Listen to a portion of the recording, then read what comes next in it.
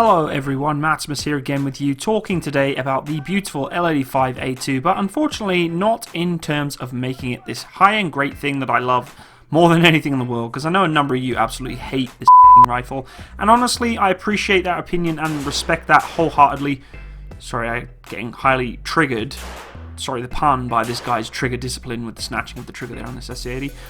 But honestly though, I love this rifle, and you already know, check out my video in the past of what I think of this rifle. But unfortunately, there's going to be a time when it's going to get replaced. Now, as of right now, the L85A2 is doing a very good job of what it needs to do for the British Army. Those of you who hate this rifle, I can understand your reasoning why, and, you know, I appreciate and respect it. But a lot of opinions, as my previous video has said, is related to the A1 version of this rifle, and that stigma has always stuck by it. Now, I'm not going to harp on and beat a dead horse, because I've already talked about that topic, but it is relevant to what's going to happen eventually when this rifle is being replaced, and that is exactly what we're going to talk about today. What will replace this rifle in the future? Now, because this rifle has been given so many updates and been modernized to its modern platform that it is today, obviously the British Army wants to make the most of its investment into that rifle. They're not going to spend millions of dollars upgrading all these rifles to then all of a sudden to just disperse them and procure a new rifle. So we are going to see the L85 stay around for a little bit longer. Because of these upgrades, the shelf life is pretty much going to be extended on these rifles to at least 2025. So you might as well get used to them sticking around for a little bit longer, guys, unless anything changes. But there will be a replacement, and I'm going to stick my own opinion on this. Now, this is purely an opinionated video. It is not factual. It is not information that is purely designated from the MOD or the British Army as to what will replace this rifle. It's just what I personally think would be a very good option, very good ideas for this rifle being replaced in the future. It's no secret that the A2 has had a hard few years. With prolonged use in both Iraq and Afghanistan, it's also quite ironic that after many modifications, it's now actually quite a highly respected weapon, but without any real chance of newer versions coming out in the service life due to the lack of the tooling required to make these things. The A1 and A2 are what I would personally class as a first generation bullpup. That is, the rifles that have made it into mass production and have now been fully accepted into service, with majority of the flaws pretty much ironed out, and is actually a stable firearm.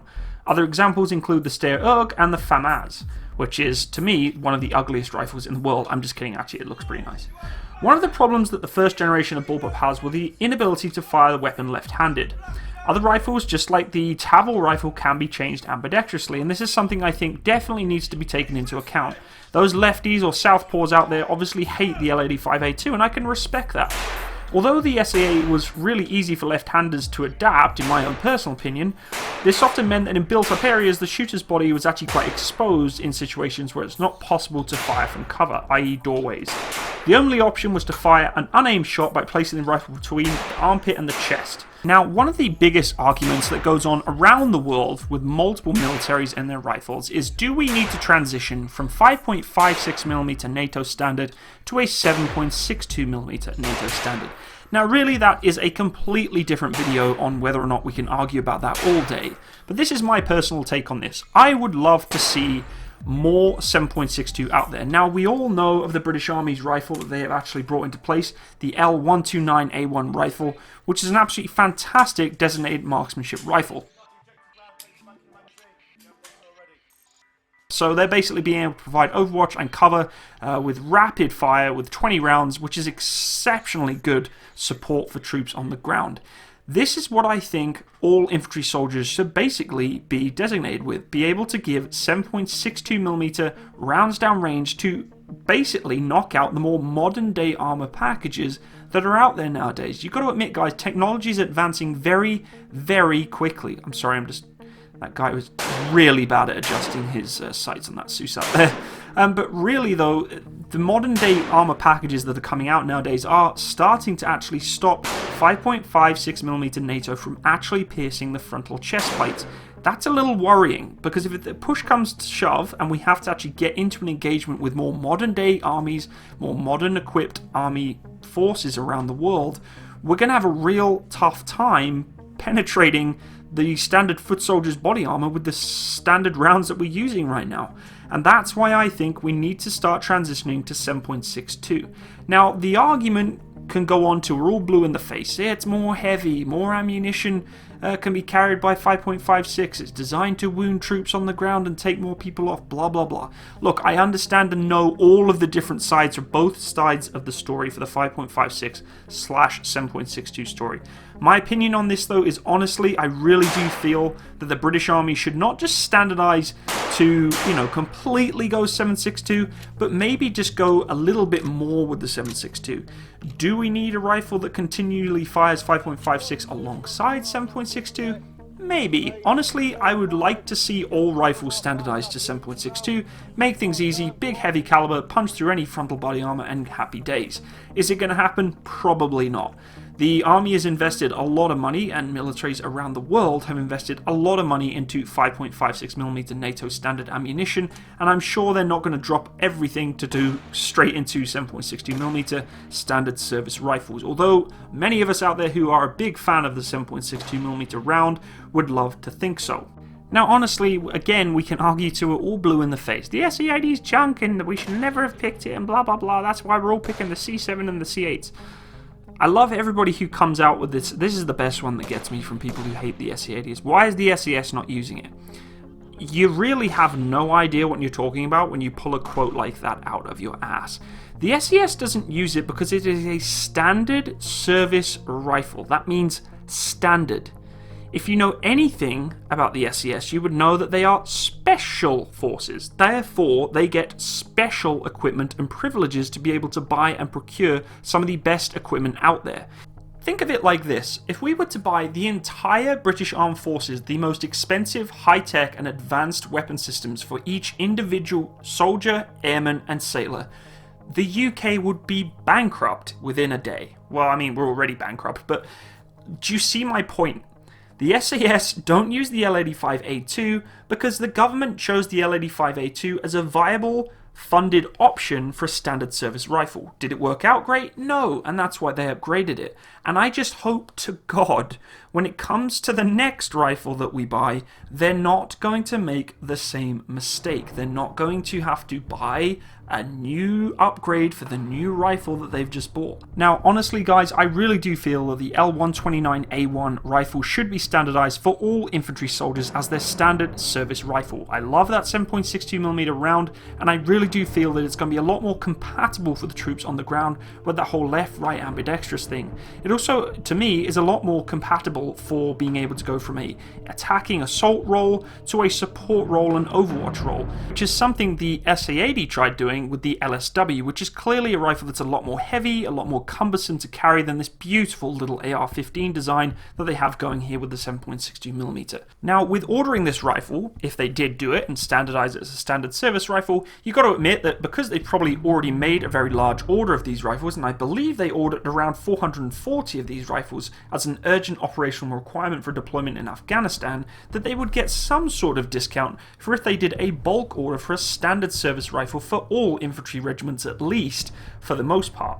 But honestly, I can't really see it happening. This is purely just my kind of dream wish list that I'm about to go into now for more 7.62 rifles that I think the British Army should be issued as standard.